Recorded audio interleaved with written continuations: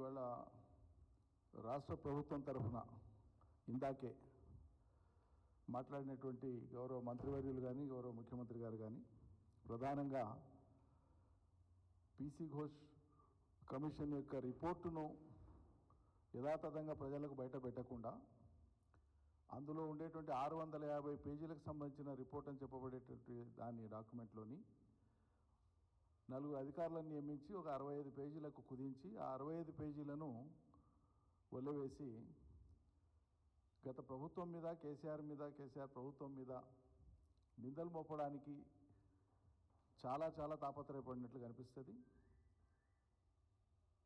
మంత్రులు ఉత్తమ్ కుమార్ రెడ్డి గారు మాట్లాడే క్రమంలో పలుమార్లు బహుశా జాతీయ మీడియా దృష్టి తీసుకుపోయేటువంటి ఉద్దేశంతో కావచ్చు దాదాపు బ్రతిమిలాడినంత పని చేస్తున్నారు. అంటే మా అబద్ధాలను మీరు జాగ్రత్తగా నమ్మండి అని చెప్పడం. రిపోర్టును యథాతథంగా బయట పెట్టాలని మేము డిమాండ్ చేస్తున్నాం. ఒకటి, కొంతమంది కొన్ని అభిప్రాయాలు ఉన్నాయి. ఒక రిపోర్టు వస్తే ఏదైనా కమిషన్కి సంబంధించినటువంటి రిపోర్ట్ వస్తే అదే జిందా తిలస్మాత్ అదే సర్వరవరి వారిని అనుకుంటున్నారు. చట్ట పరిధిలో అది కాదు. Report is challengeable legally, further can be investigated రిపోర్ట్లో ఉండే అంశాలను కానీ that by itself is not evidence. అది నేను చెప్పే అంశం కాదు, కమిషన్ ఆఫ్ ఎంక్వైరీస్ యాక్ట్లో ఉండేటువంటి ప్రధానమైన అంశం. అది నేను చదివి వినిపిస్తుంది.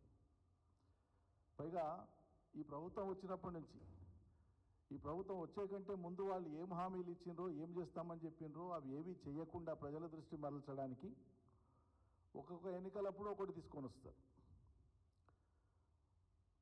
అప్పట్లో ఎన్డీఎస్ఏ రిపోర్ట్ అని చెప్పినారు.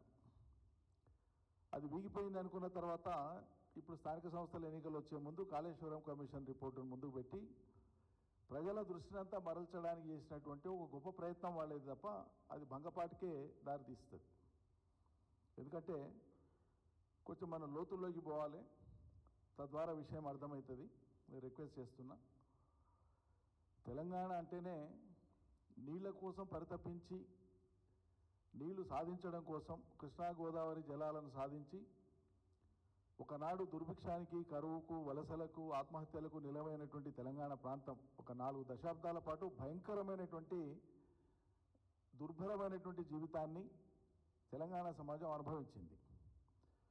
దానికి నిష్కృతి, దానికి పరిష్కారంగానే కృష్ణా గోదావరి నీళ్ళని తీసుకొని వచ్చి ఇక్కడ ప్రాజెక్టులు కట్టి పొలాలను దడిపి గొంతులను దడిపి వలసలను ఆపి కరువును నివారించి పసిడి పంటలు పండించాలనేటువంటి ఒక మహాదాశంతో మొదలైనటువంటి ఒకనాటి అమరుల యొక్క త్యాగాల పరంపరను కొనసాగిస్తూనే కేసీఆర్ నాయకత్వాన మలిదశ తెలంగాణ ఉద్యమం ప్రారంభమైన సంగతి, ఆ 14 ఏళ్ల పోరాటము, ఆ పోరాటం ద్వారా వచ్చిన ఫలితం, రాష్ట్ర ఏర్పాటు, ఇవన్నీ మనం చూసినవే, చరిత్ర చెప్పేదే.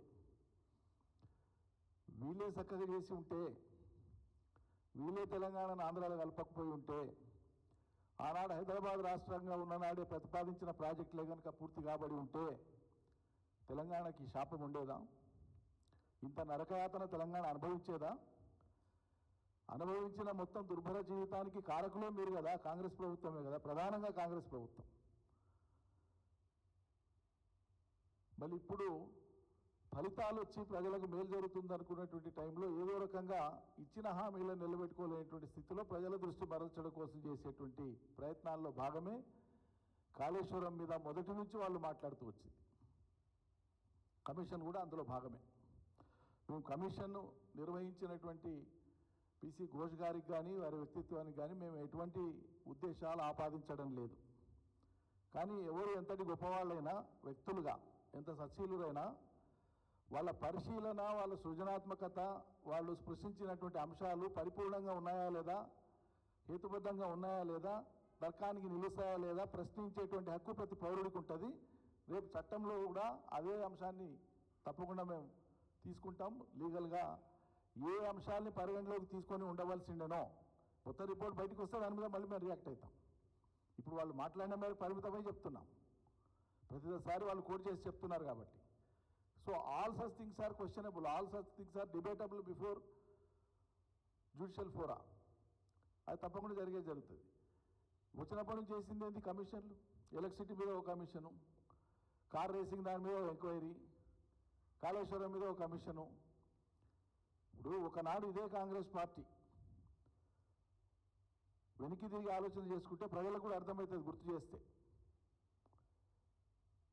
ఇందిరాగాంధీ గారి ప్రభుత్వ హయాంలో ఎమర్జెన్సీ తదనంతర కాలంలో జరిగినటువంటి పరిణామాల మీద జనతా పార్టీ అధికారంలోకి వచ్చిన తర్వాత వేసినటువంటి షా కమిషన్, ఆ షా కమిషన్ యొక్క నిబద్ధతను కానీ ఆ పనిని కానీ ప్రశ్నిస్తూ వందల వేల ధర్నాలు చేసింది కాంగ్రెస్ పార్టీ ప్రతిపక్షంలో ఉండి ఆనాడు. కానీ మేము సంపూర్ణంగా సహకరించినాం. కాంగ్రెస్కు మాకు ఉండేటువంటి తేడా చెప్తున్నాం. ఆనాటి ఇందిరాగాంధీ గారి ప్రభుత్వ కాలంలో జరిగినటువంటి అవకతవకల మీద కానీ అతి మీద కానీ ఎక్సెసెస్ మీద కానీ ఆనాడు జరిగినటువంటి జైళ్లలో వేయడం మీద కానీ జరిగిన మరణాల మీద కానీ వీటన్నింటి మీద ఆ దమనకాండ మీద షా కమిషన్ ఏర్పాటైతే దాన్ని వ్యతిరేకించి అణువున చిన్నబుచ్చి కమిషన్ యొక్క సార్థకతను ప్రశ్నించినటువంటిది కాంగ్రెస్ ప్రభుత్వం. అయితే వీళ్ళ ఉద్దేశాలని మనం పసిగట్టాలి. అందుకోసమే ఈ విషయాలని కూడా నేను చెప్పే ప్రయత్నం చేస్తున్నా.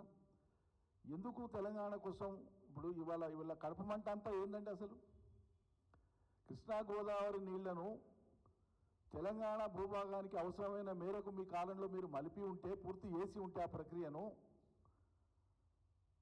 ఇవాళ ఈ బాధలు ఉండేవి కాదు కదా. కట్టని వాళ్ళు మీరే కదా, విఫలమైన వాళ్ళు మీరే కదా.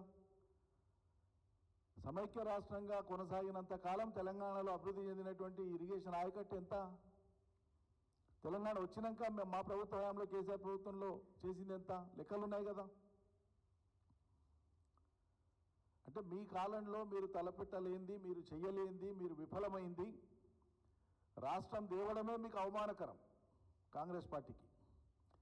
పైకి మేమిచ్చినాం, మా సోనియం ఇచ్చిందని చెప్పేటువంటి మాటలు మీరు నమ్మబలడానికి, ప్రజలలో చెల్లుబాటు కావడానికి మాట్లాడే మాటలే కానీ తీవ్రమైన అన్యాయం చేసింది తెలంగాణ ప్రాంతానికి కాంగ్రెస్.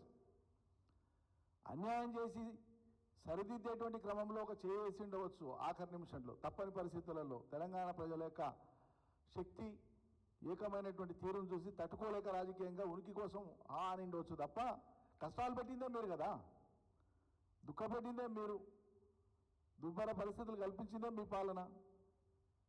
దానికి నిశ్రుతిగానే తెలంగాణ ఏర్పడ్డది. మరి ఏర్పడిన తర్వాత మొదలుపెట్టిన కాడి నుంచి మొదలు పెడితే ఇక బాధలు ఒకటి కాదు, రెండు కాదు. ఇప్పుడు ఏమి చేయని వాళ్ళకు ఆడిపోసుకోవడమే పెద్ద పనట.